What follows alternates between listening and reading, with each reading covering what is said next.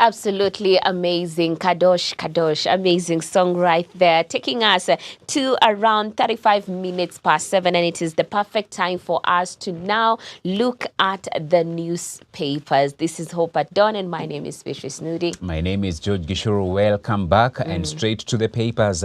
The Standard, they go with the headline, Kenya pays 40 billion shillings extra in pipeline construction deal.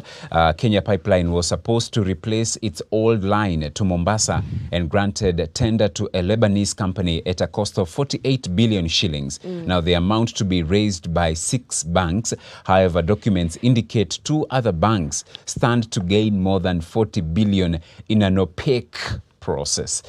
So that is a story that you can read on page 4, and it seems every other, if it's not every day, it's every week, we are having revelations of corruption or such things. And so this morning it's about a pipeline construction deal and why Kenya is paying 40 billion shillings extra. You can read that story on page number 4. Still on the front page, end of Azimio near as partners fight it out. Azimio coalition could be on its deathbed after a council meeting was skipped, with ODM reading from a different script from the rest of the alliance. It's a story that you can read on page number 8 inside the Standard. Government to procure 2 million Mpox vaccines. This is the Health Emergency. Health Cabinet Secretary Deborah Barasa said the vaccines that will be in the country by the end of the year will be allocated to high-risk individuals. And I saw the Director of Medical Services, Mr. Amoth, earlier this week saying that the vaccinations will be conducted in December. That is for Mpox. So prepare yourself for that vaccine in December. Interesting. So you've mentioned that those that are at a high risk. High risk. What does that mean? Who is at a high risk of the Mpox? See, now the government is the one to decide which is the high risk area. Yeah. Okay. All right. It's a good question. Yeah, it's a good question. Who determines the high risk individuals? I think they will maybe take a survey because especially now I feel this is just me where we had the initial cases, that region could be cited as a high risk area. Right. Yeah. So let's wait and see. Let's see. Yeah. I also see lawmakers meet over varsity funding model. The National Assembly is expected to hold a Kamukunji today. This is to allow clarification on numerous queries that have emerged over the current university funding model. And this is one area that has really brought a lot of complaints from university students and even from parents themselves. Yeah. And there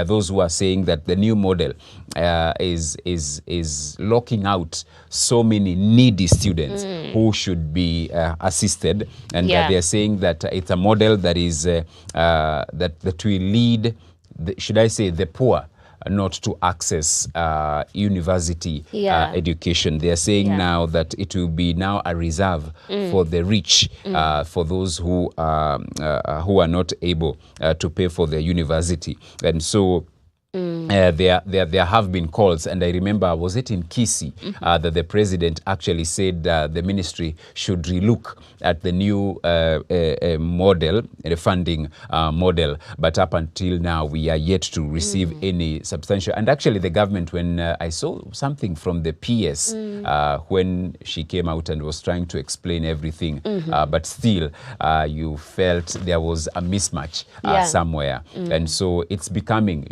they say education is the greatest equalizer, but now, unfortunately, it's becoming again a reserve for the rich, because only those who are able to, they were trying to do even some calculations, and they were saying if a family has 2 students in university, it's not even possible to educate them. So I hope and I pray that we can get, we can get it right in some of these things. Don't deny them. their future. You know, that's what I can say, because for these kids, the future is in their education. That's when true. they get to study, you know, the career path they want to follow. And when you give them that education, growing up, we were being told the only thing our parents could give us was just education. Education. Yeah, so when That now they cannot be able to access that education, then there is a problem. And becomes a problem, and I hope and I pray that we can not politicize, because this is not about politics. This is not about anything else. It's about the future of these children. So please, can we have leadership, proper leadership, when it comes to the same? Yeah, and even before we proceed, that is a story that has also been given a lot of prominence, even in the Daily Nation as well, meaning that this is something that is affecting many. Suhail Makala Mumba saying, I don't know what will happen. My parents do menial jobs. I don't know what the future holds for me. This is a concerned student. And I also see University for the Rich, shockers needy students slapped with hefty fees. And actually now there's this categorization that is happening even by the HELB, because here it says that many students are complaining that HELB and Universities Fund have wrongly categorized them, thereby putting higher education out of their reach. They join other stakeholders who are calling for review of the new funding formula. And as you can see here, I see how the students are categorized has been well written, looking at band 1, 10,528, band 2, going on and on, a total of 113,105. So definitely this is something that has affected many, so many students, even those who have performed very well. It's like now they don't even have the hope, because when you look at even the rich and affluent kids, most of them do not even care so much about going to public universities. They are like, that's not our thing. Like, si tunataka kwenda majuu, you know, we do whatever. So if at all wale wembo wako chini, they are the ones who are being deprived of this opportunity to study, it becomes a problem, because most of them are so bright. They are working so hard because they are like, I have to make sure I work hard so that I will go to the university and change the situation at home. And you see, for them, some of them, they want to break a cycle, the poverty cycle in cycle. their family and all. And so when now they are not, and you see again, we thanks to, if you remember, Moi Kibaki, he opened so many universities across the country. And so what happens again, if students cannot be able to access those universities, it means then again, we will have in the very near future, we will have these institutions shutting down, because they don't have even students. They cannot be able to admit students because they cannot be able to afford to be in those institutions. So you will find that we will have so many institutions that are shutting down, because if you are having an institutions like a university, and you have very few students who are being enrolled in those universities, it's not sustainable. And so it's very expensive even to sustain that institution. So you will have so many institutions shutting down. What does that mean to the infrastructure that is there? What does that mean to the people who are employed in those institutions? What does that even mean to the community? Because those institutions as well, look at the towns or even places where those universities are. Economically, they bring, prosperity to that community. So what again happens? So there's a ripple effect, not just to the students, but more importantly, it's the students, the future of those students. So can we really, with a very sober mind, sit down and chat a way forward so that we arrest this situation early enough? Yes, absolutely. Yeah, then I see probe, MCAs are liars. Mwangaza tells Senate. Governor's defense team said impeachment was a predetermined matter organized much earlier and had awaited execution. It's a story that you can read on page 6 inside the Standard. And the matter of a governor being impeached for a third time reveals a deficit of trust by the residents of the county they run. County Assembly told the Senate yesterday as it opened its case against the Governor Kawira Mwangaza. Mwangaza, who was dressed in white, sat pensively as the Assembly advocate Ndegwa Njiru put their case forward, seeking to convince the Senate to uphold the charges leveled against her and send her home. The governor denied all charges. So you can read that on page number 60. Or rather, page number 6, and still on the same page, High Court freezes 10.5 billion shillings road maintenance fund. The High Court has suspended the National Assembly's decision to exclude county governments from benefiting from the road maintenance levy fund. Read that on page number 6. I also see Obama to address Democrats. That is on page 26 inside the Standard. And the business section, Kenya Airways posts 513 million shillings profit after 10 years of losses. Wow, this is good news. This is an improvement from 21.7 billion loss reported over a similar half last year. Performance has been on account of growth in revenues, which went up 22%. The Financial Standard pullout, KRA's big tax gamble. Move by the taxman to continue collecting taxes under the Finance Act 2023, despite it being declared unconstitutional, highlights the country's precocious financial position after the rejection of the Finance Bill 2024. I also see the back page. This is the sports pages. Chelsea left feeling blue as title race begins. 3 talking points from the Premier League's opening weekend. Man City pick up where they left off last season with a 2-0 win at Chelsea. Salah still top dog at new look Liverpool. Goalkeeper conundrum adds to Chelsea's bloated feeling. Read that back page. Thierry Henry leaves coaching role with youth side. Mbappe and Madrid denied in Mallorca draw. And Kenyans win some, lose some in Uganda games. Butere off to flying start in regional titles. And Kenya shouldn't bury head in the sand over age cheating scandal. You can read that on the sports pages inside the Standard.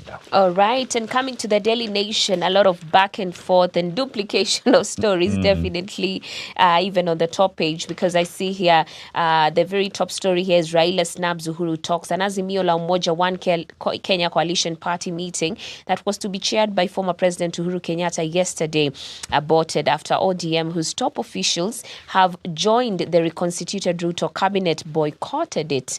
And I see here the talks were scheduled to begin at 4 p.m. But instead, ODM members convened a press conference at 1 p.m.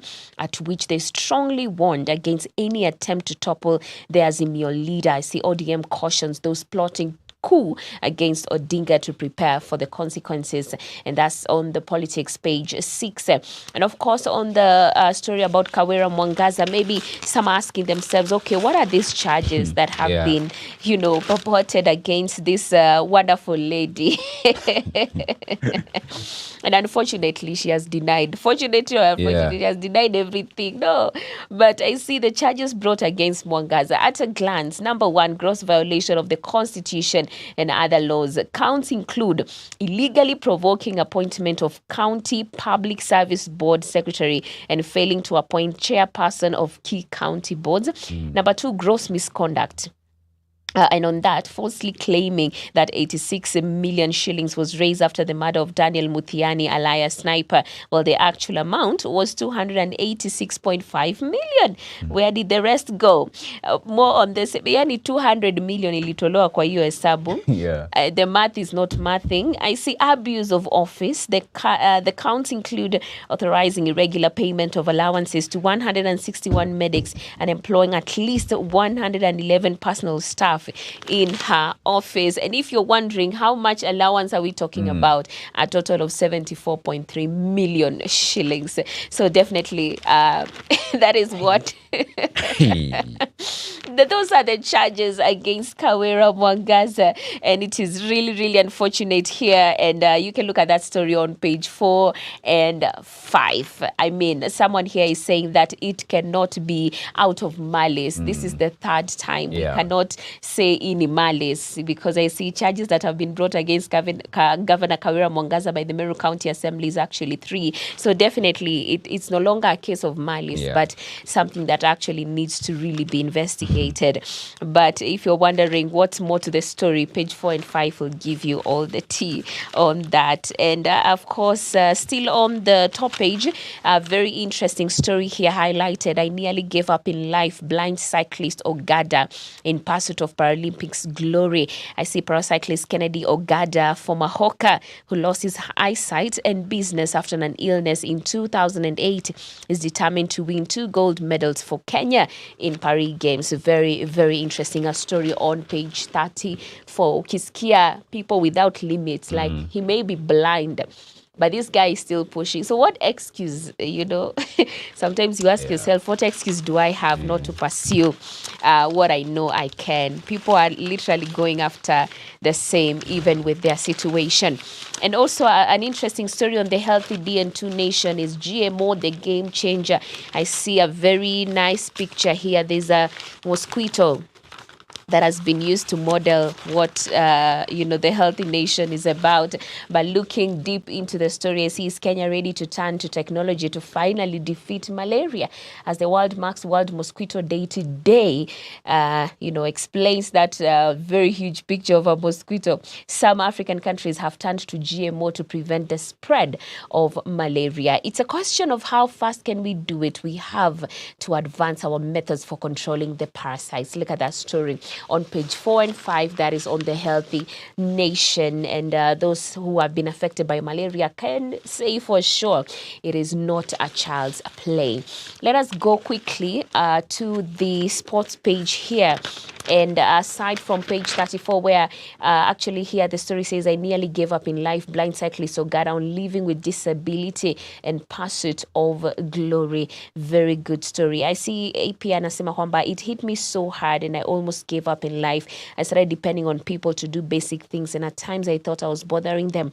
My business collapsed at a time my family needed me the most. Read that inspiring story on page 34. Page 35, I see physiotherapists, the unsung heroes of Team Kenya's success in championships.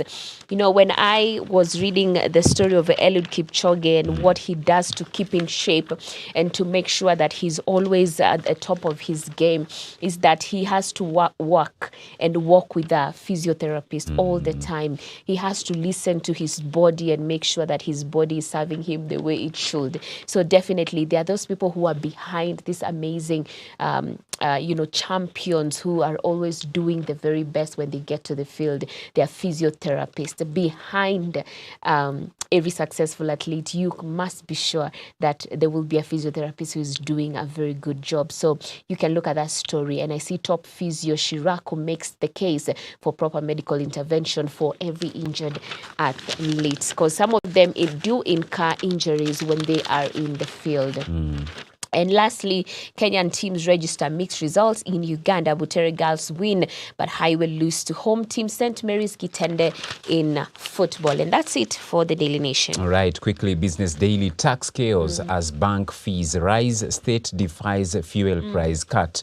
The lenders comply with court decision on Finance Act 2023. State drags its feet on VAT on fuel, workers' salaries. So that is, remember, the Court of Appeal nullifying the Finance Act of 2023. So the effects are now being felt. However, the government is yet to effect the same. But in as far as others are concerned, including banks, they have already effected the same. And how Treasury helped Kenya Airways to first profit in 11 years. Pending bills rise by 29 billion as payment reforms drag coffee farmers race to comply with EU rules. You can read that on page 14. And Caesar Mwangi, a quote here, many observers have praised Gen Zs for saying the things that everyone knew needed to be said, but lacked the courage to say. It's a story you can read on page 9. All right, beautiful. So we've come to the end of a newspaper review. You can grab a copy of your favorite, but don't forget that at Hope FM, at the top of every hour, we do update you on what is happening in the country and also beyond. Right here at Hope TV, you can wait up all the way to 7 p.m. and 9 p.m. We'll have News Watch and also Dira. So definitely we will keep you up to date. This is to help us to know what is happening in our nation and beyond, but most importantly, to know how to pray. I think this is the perfect time to pave way for the video of the day.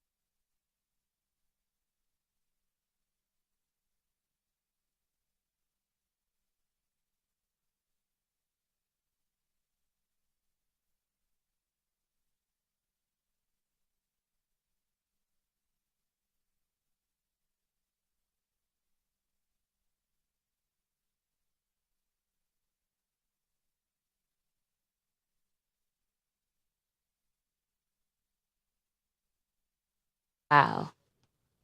Such an amazing song right there. And the title speaks for itself, Broken into Beautiful.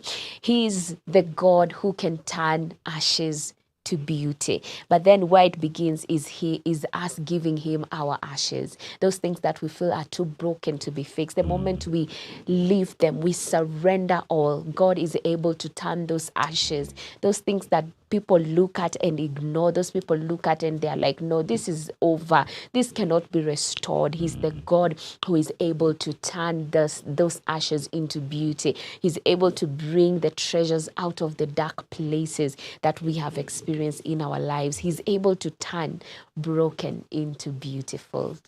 Awesome. And he says here, he's able to rescue, able to restore everything that we have lost. He's a faithful God. Yes. All right. And it's taking us to some minutes past 8 a.m. And of course, being a Tuesday, this means it's the one day at a time segment. And today we are looking at living with bipolar disorder. And this is My Life with Bipolar Disorder. We are having a guest joining us on set. Samuel Mboyo is our guest. My Life with Bipolar Disorder, and he'll be just coming and sharing his life and the faithfulness of God upon his life. You can be part of the show as well. Get us across all our social media platforms, Hope TV Kenya, and of course you can get us especially on YouTube. Subscribe as well. And you can follow us, share the link with friends and family as well on our YouTube channel. So we are taking a short commercial break, and we are coming back to have our segment, our conversation this morning, One Day at a Time, My Life with Bipolar Disorder. And we are having our guest, Samuel Mboyo, joining us on set. See you in a short while.